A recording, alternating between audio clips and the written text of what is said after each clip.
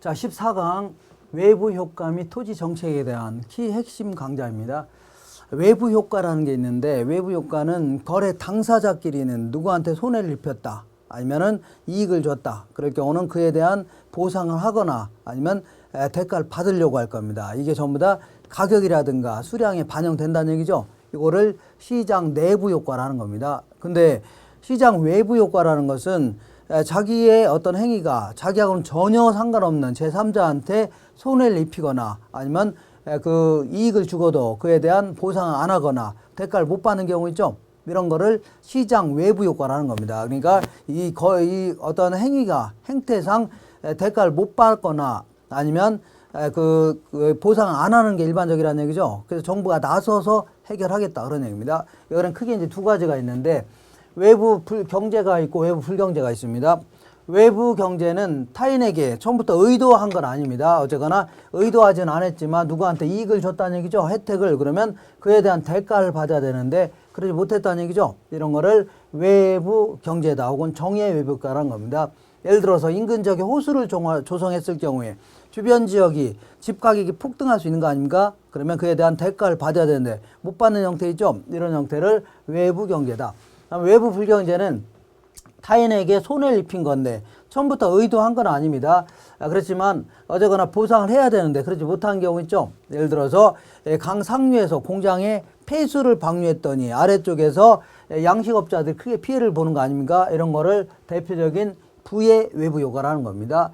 자, 그러면 항상 요걸 기억하셔야 됩니다. 정소부다 해서 정의 외부 효과가 발생하면 이런 거는 그냥 암기하시는 것이 낫습니다.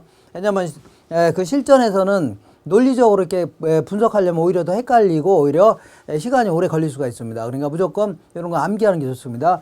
정소부다. 그러니까 정의 외부 효과가 발생하면 과소 생산되고 부의 외부 효과가 발생하면 과대 생산된다. 그 다음에 정사편이다 해갖고 항상 사회적으로 사회적인 측면에서 따져야 됩니다.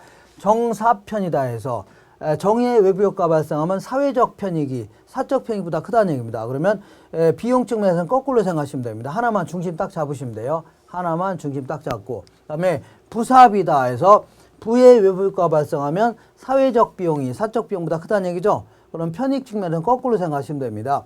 그 다음에 어쨌거나 정부가 정의 외부 효과일 경우는 보조금을 지급하거나 조세를 경감하겠다, 이게 정책이고, 얘 같은 경우는요 조세를 중과하겠다, 부담금 부과하겠다, 지역지구제라든가 폐수 방치를 하겠다는 얘기입니다. 이런 것들이 부의 외부 효과의 해결책이 될 수 있는 겁니다.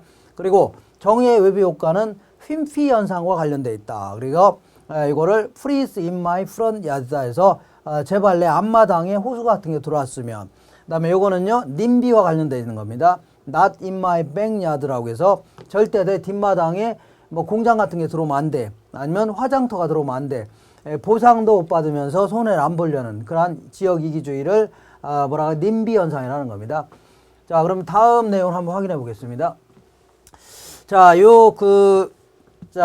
부의 외부 효과를 치유할 수 있는 가장 강력한 제도 중에 하나가 지역지구제라는 게 있습니다. 지역지구제는 지역마다 이런 지역은 주거지역, 이런 지역은 자연환경 보전지역, 이런 식으로 정하면 어떤 효과가 있나, 뭐 그런 얘기입니다.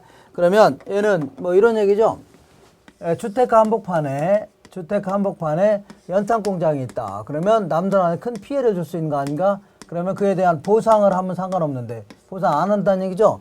그러면 안 되겠다. 이러한 지역은 전용 주거지역이다. 이 공장 차리면 안 된다. 이런 식으로 나온다면 어떤 효과가 있나, 그런 얘기입니다. 그러면 지역지구제를 실시하게 되면 단기적으로 아주 쾌적한 동네로 바뀌어 나가죠. 그러면서 부의 외부 효과가 제거되거나 감소될 수 있을 겁니다. 그러면 아주 깨끗한 동네로 바뀌었으니까 주택 수요는 증가할 수 있죠. 그러면 수요가 증가하면 가격이 급등할 수 있는 겁니다. 그러면서 기존에 부동산을 갖고 있었던 사람들은 엄청난 이윤을 얻을 수가 있겠네요. 이거를 단기적 효과라는 겁니다. 그러면 자, 단기적으로는 가격이 이렇게 어마어마하게 오르면서 기존에 부동산을 갖고 있었던 사람들은 큰 이윤을 남겼다는 얘기죠.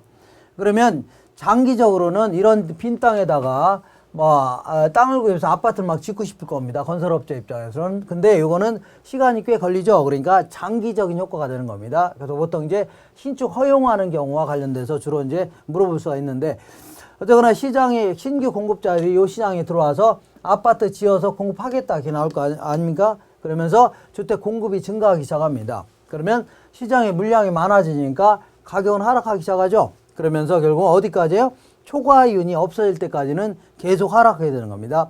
이때 어디까지 하락하냐? 그 얘기인데, 비용 불변 산업이다 혹은 일정 산업일 경우는 원래의 가격 수준이 될 때까지 공급이 계속 증가합니다. 근데 비용 증가 산업 같은 경우는 원래보다 높은 수준이 될 때까지만 공급이 증가하는 겁니다.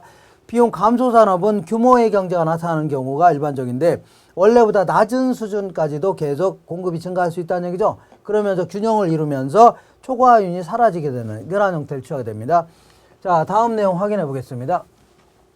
자, 지역지구제의 가장 큰 문제점이 뭐냐면 지역 간의 형평성의 문제가 된다는 얘기죠. 그러니까 누구는 무지장 손해보고 누구는 이득보고 하는 거 있죠. 이게 가장 큰 문제가 되는 겁니다. 그래서 안 되겠다. 자, 이 개발권 양도제는 원래 우리나라에서는 시행하지 않고 있는데 사적지를 보호할 목적으로 나온 제도입니다. 사적지가 이 근처에 50층, 100층짜리 건물 들어서면 사적지의 본래 기능이 훼손될 수 있죠. 훼손. 그러니까 이 반경 몇 킬로까지는 3층 이상은 짓지 말아라. 그다음 이게 넘어가면은 몇 층까지요? 10층까지도 지을 수 있다. 이렇게 규제하면 누구는 손해보고 누구는 이득 본다는 얘기죠. 그래서 안 되겠다. 이런 땅에다가는 개발권이라는 증서를 지급하고 얘는 지급하지 않는 겁니다. 이렇게 해놓은 다음에 만약에 요 이게 상대적으로 개발지역이고 보존지역인데, 개발지역의 땅 소유자가 정부가 정한 상한선 이상의 개발을 원한다. 그러면 개발권이 있으면 가능하게 하는 겁니다. 개발권이 없죠? 개발권이 있는 데한테 사야 되겠네요. 그러면 이 사람들은 개발권 파는 거 아닙니까? 그러면 돈이 생기죠? 그러면 이렇게 손해난 것을 개발권 팔아서 해결할 수 있는 겁니다. 아주 괜찮은 제도인데, 어쨌거나 얘는 토지 소유자 간의 형평성은 높일 수 있지만, 이러한 지역의 땅 소유자는 돈이 많은 자들은 개발권 막 사들여서 막 어마하게 짓거나 막 이렇게 지으면 상당히 비효율적인 토지용이 생길 수가 있다. 이러한 단점도 있을 수가 있다 하는 정도 기억하시면 됩니다. 이렇게 해서 이런 내용 중심으로 쭉 정리하시면 됩니다. 이상입니다.